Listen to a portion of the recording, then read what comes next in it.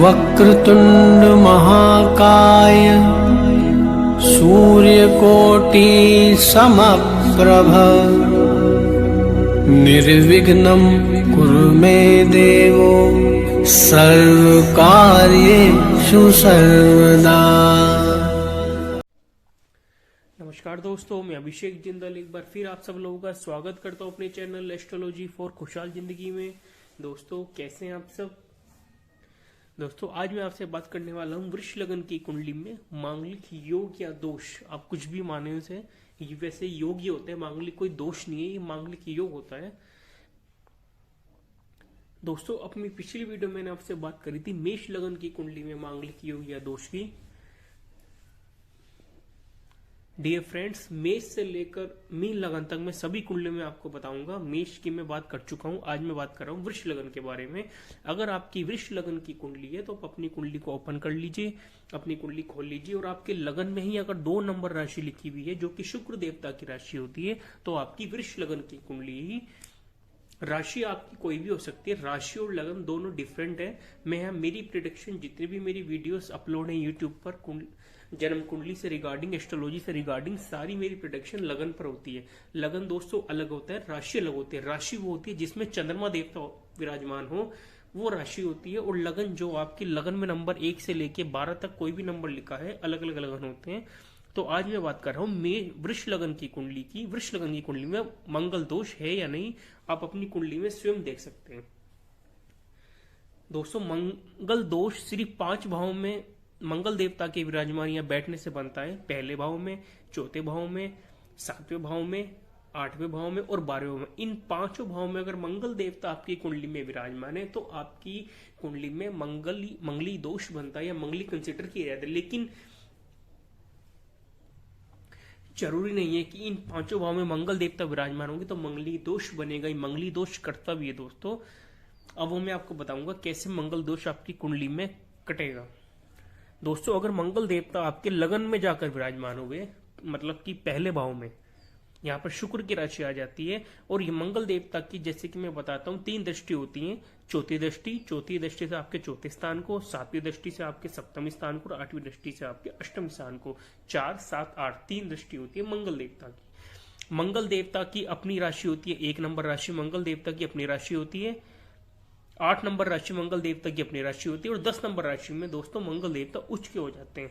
तो मंगल देवता लगन में बैठकर आपके 7वें स्थान को, अपनी ही स्वयं राशि को, 8 नंबर राशि को देखेंगे तो दोस्तों आपकी कुंडली में पहले भाव में बैठा हुआ मंगल मंगलिक दोष नहीं बनाएगा, मंगलिक कंसिडर नहीं किया जाएगा। इसको आप नॉन मंगलिक है अगर आपके लगन में मंगल देवता बैठे हैं। दोस्तों अगर मंगल देवता आपके चौथे भाव में जाकर विराजमान है, 5 नंबर राशि जो कि सूर्य देवता की, इनके मित्र की राशि है, अपने मित्र की राशि में बैठकर दोस्तों मंगल देवता चौथी दृष्टि से आपके 7वें स्थान को, मैरिज हाउस को, लाइफ पार्टनर के हाउस को, डेली वेजिस को, पार्टनरशिप को, मैरिड लाइफ को देखेंगे। वो भी अपनी स्वराशि को देख रहे हैं। तो यहाँ भी दोस्तों मंगली दोष को कंसीडर नहीं किया जाएगा। मंगल दोष आपकी कुंडली में नहीं बना हुआ है। भले ही मंगल देवता पहले भाव में या चौथे भाव में विराजमान, लेकिन मंगल दोष नहीं बनेगा क्योंकि अपनी ही स्वराशि को देख रहे हैं मंगल देवता दृष्टि से। और कोई भी ग्रह अगर अपनी राशि में बैठा हुआ या अपनी ही राशि को देखेगा तो उस घर का नुकसान नहीं करेगा। बात करते हैं दोस्तों 7वें भाव की। दोस्तों अगर 7वें भाव में मंगल देवता जाकर विराजमान है, यहां भी मंगल देवता अपनी ही स्वयं राशि 8 नंबर राशि में जाकर विराजमान हो चुके हैं। यहां भी मंगल देवता आपके 7वें भाव को, आपकी मैरिड लाइफ को, आपके लाइफ पार्टनर को, आपको कोई नुकसान नहीं पहुंचाएंगे क्योंकि यहां भी मंगली दोष कंसिडर नहीं किया जाएगा। मंगली दोष आपकी जन्म कुंडली में नहीं। अगर किसी ने आपसे गलती से, किसी एस्ट्रोलॉजर ने, पंडित ने आपसे कह दिया देखकर, उन्होंने सिर्फ ये थ्योरी पड़ी हुई है कि पहले, चौथे, 7वें, 8वें और 12वें मंगल देवता विराजमान होंगे तो आप मंगल, लेकिन ऐसा नहीं है बिल्कुल। इसके ऊपर भी कंडीशंस अप्लाई होती हैं, तो आप उसका भी ध्यान रखिएगा कि 7वें भाव में अपनी ही राशि का मंगल आपकी मैरिड लाइफ में कोई नुकसान, कोई लॉस, कोई हानि नहीं पहुंचाएगा। तो यहां भी आप मांगलिक नहीं होंगे। दोस्तों बात करता हूं 8वें भाव की। 9 नंबर राशि बृहस्पति देवता की राशि में मंगल देवता जाकर विराजमान होंगे। दोस्तों यहां पर आप पक्के मंगलिक होंगे क्योंकि मंगल देवता 8वें भाव में बृहस्पति की राशि में बैठे हैं। और 8वां भाव आपका अच्छा भाव नहीं माना जाता, ऑब्स्टेकल्स का हाउस है 8वां भाव। यहां से चौथी दृष्टि से आपके लाभ स्थान को देखेंगे, सातवीं दृष्टि से आपके धन कुटुंब वाणी को, और आठवें भाव से आपकी पराक्रम को, छोटे भाई बहन को मंगल देवता देखेंगे। तो अगर आपकी वृष लगन की कुंडली में मंगल देवता आठवें भाव में जाकर विराजमान होंगे बृहस्पति देवता की राशि में, तो दोस्तों आप मंगलिक होंगे। दोस्तों आंशिक मंगली, अगर किसी ने आपसे बोल दिया कि आंशिक मंगली कुछ नहीं होता, या तो मंगलिक होता है या मंगलिक नहीं होता है। मंगलिक हो यस, मंगलिक नहीं है तो नो। तो दोस्तों आंशिक मंगली की कहीं कोई डेफिनेशन नहीं है, कहीं परिभाषा किसी शास्त्र में नहीं लिखा है कि आंशिक मंगली या तो मंगलिक होगा या मंगलिक नहीं होगा। आप इस बात को दिमाग में बिठा लीजिएगा बहुत ध्यानपूर्वक। अष्टम भाव में पड़ा हुआ मंगल आपको मंगलिक बनाएगा। अगर आपकी कुंडली है, मैन की कुंडली है, तो लेडीज यानी आपकी वाइफ मांगलिक होनी चाहिए, और लड़की कुंडली है तो लड़का मांगलिक होना चाहिए। दोनों लड़का लड़की मांगलिक होंगे तभी विवाह संपन्न होगा और एक अच्छी मैरिड लाइफ जी सकेंगे। अगर एक लड़का मांगलिक है, लड़की नहीं है, तो दोनों की लाइफ में लड़ाई झगड़े, डिवोर्स तक के नौबत आ जाती है, यहां तक कि मृत्यु तक के योग बना देते हैं मंगल देवता। अगर दोनों में से कोई भी एक मांगलिक है और दूसरा नहीं है, तो दोस्तों मांगलिक दोष का मीन्स ये होता है कि दोनों लड़का लड़की मांगलिक होने चाहिए, तभी अच्छी मैरिड लाइफ चलेगी दोनों की। बात करते हैं दोस्तों 12वें भाव की। 12वें भाव में भी मंगल देवता अपनी ही स्वयं राशि में जाकर विराजमान है।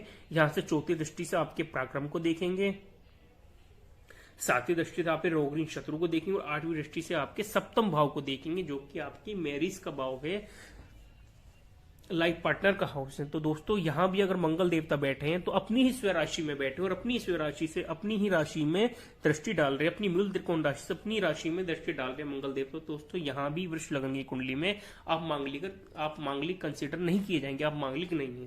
तो दोस्तों वृष लगन की कुंडली में पहले भाव में, चौथे भाव में, सातवें भाव में और 12वें भाव में अगर मंगल देवता विराजमान है तो आप मांगलिक नहीं है। सिर्फ अष्टम भाव में अगर आपके मंगल देवता पड़े हैं वृष लगन कुंडली में, तो दोस्तों आप मांगलिक कहे जाएंगे।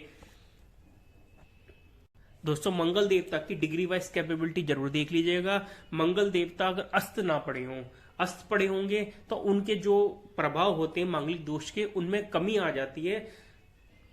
और अगर मंगल देवता 0 डिग्री, 1 डिग्री या 29 डिग्री के पड़े होंगे तब भी उनके रिजल्ट में कमी जरूर आ जाती है। हालांकि मंगलिक का प्रभाव जरूर रहेगा।